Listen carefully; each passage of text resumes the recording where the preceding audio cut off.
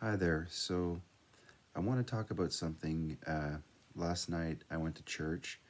I came home from church and I was just lying in my room and I had my radio on, and I was kind of like it was kind of late and I was um, kind of sleeping a little bit, but I was awake and I heard something on. I was listening to a Christian program on the radio, and they were saying something about heaven, and it caught my attention because they had mentioned the earth, and what I heard was uh, heaven, or in heaven the earth will be perfected, or something to that point, where heaven there will be a perfected earth.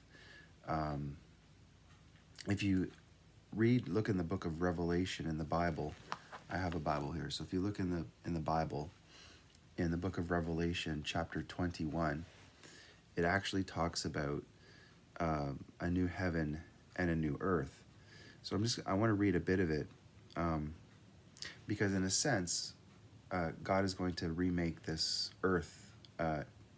Anyways, so in Revelation 21 it says, "Then I saw a new heaven and a new earth, for the first heaven and the first earth had passed away, and the sea was no more.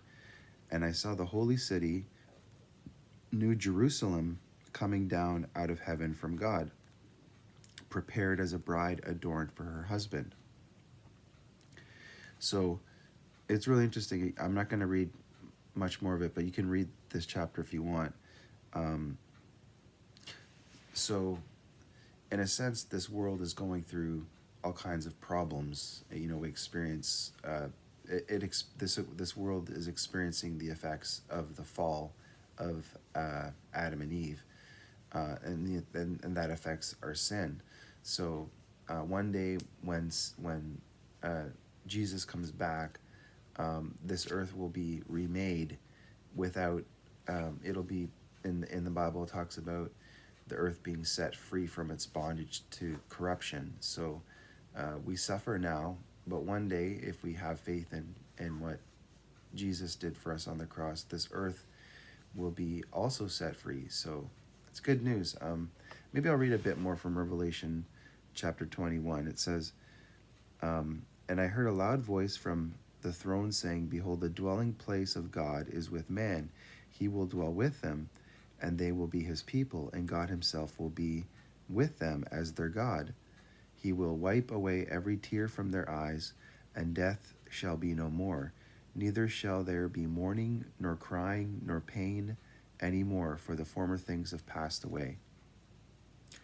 And he who was seated on the throne said, 'Behold, I am making all things new.' Also he said, 'Write this down, for these words are trustworthy and true.' And he said to me, 'It is done. I am the Alpha and the Omega.'" So that's what Jesus is the Alpha and the Omega. "The beginning and the end. To the thirsty I will give from the spring of the water of life without payment." Salvation is free. There's no cost. Um, "The one who conquers will have this heritage, and I will be his God, and he will be my son. But as for the cowardly, the faithless, the detestable, as for murderers, the sexually immoral, sorcerers, idolaters, and all liars, their portion will be in the lake that burns with fire and sulfur, which is the second death." So there's a warning there at the end that if we don't repent, um, we won't experience this new heaven that God is preparing for us one day. Anyways, thanks very much. All right, have hope. Thanks very much. Bye bye.